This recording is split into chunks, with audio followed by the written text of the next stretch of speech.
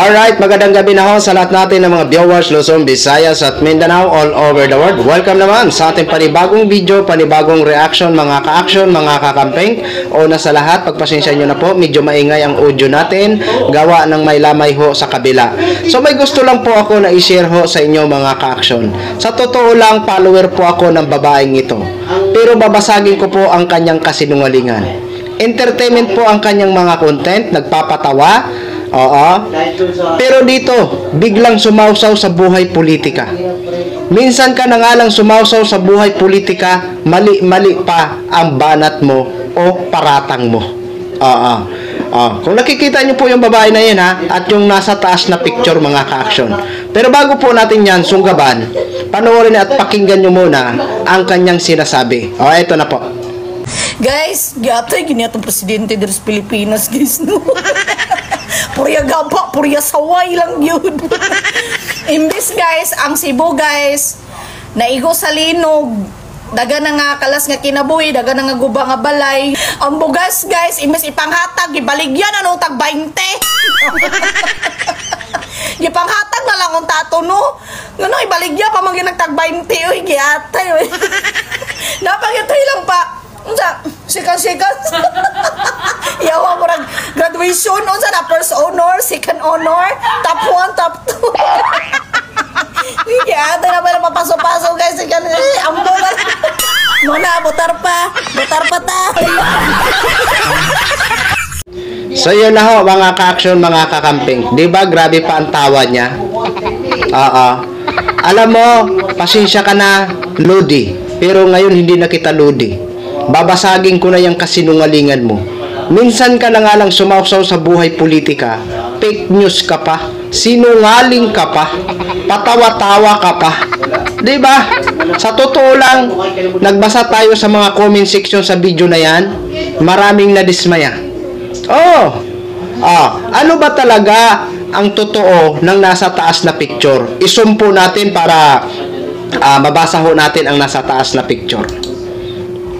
Wait lang. Paano ba to? Ayan po ha. Ayan.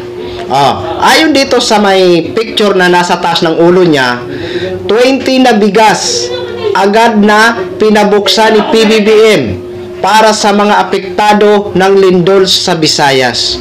Narinig nyo naman po ang kanyang sinabi. Alam nyo, una-una, yung picture na yan, hindi po yan sa Cebu nangyari. Hindi po yan sa Cebu nakunan si Mr. President Bongbong Marcos. Diba? Mas mabuti pong linawin natin. Saan ba talaga nakunan na anggulo na picture na yan si Mr. President? Ito po ang original. Ayan. Diba? Kung nakikita nyo po, teka muna, balikan po muna natin itong edited na video na inano ng babae na ito. Ayan. Kung nakikita nyo po, tatlo ang nakatayo kasama si Mr. President. At yung pang-apat, kalahati na lang. At kung napapansin nyo, sa likod ng nakatsaliko na yan, nakakulay ng damit ko, mga sako po yan mga ka-aksyon. Mga sako, pansinin nyo ha.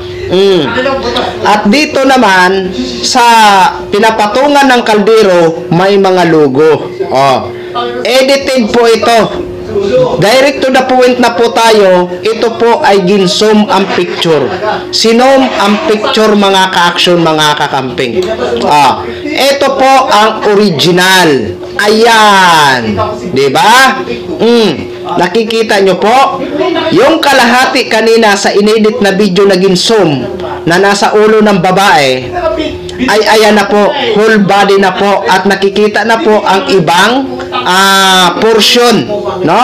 Kung nakikita nyo po, ayan na, may mga sako, mga bigas po yan. Nakikita nyo po ang logo na pinapatungan ng kaldero. Di ba mga ka-action? Saan po yan na picture?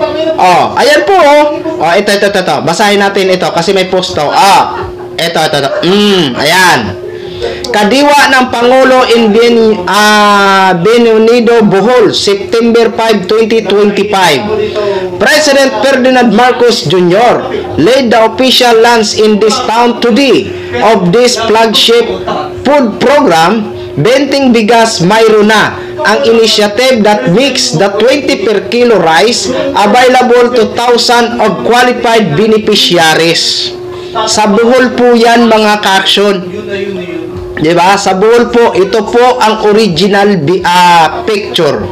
Yung sa babae, same lang po nito pero inedit. Sinumpo ang nasabing picture. Hindi po yan sa Cebu. Ibalik natin itong babae. Ayan, nakita nyo yan? Sinumpo nila yan, mga ka-action, mga kakampeng. Okay, para maanuhan nyo, okay, pagtabihin natin ang dalawang picture na yan. Pagtabihin natin ha. Ito yung sa babae. Yan.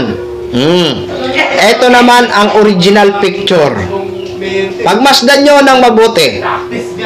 Pagmasdan nyo. Di ba?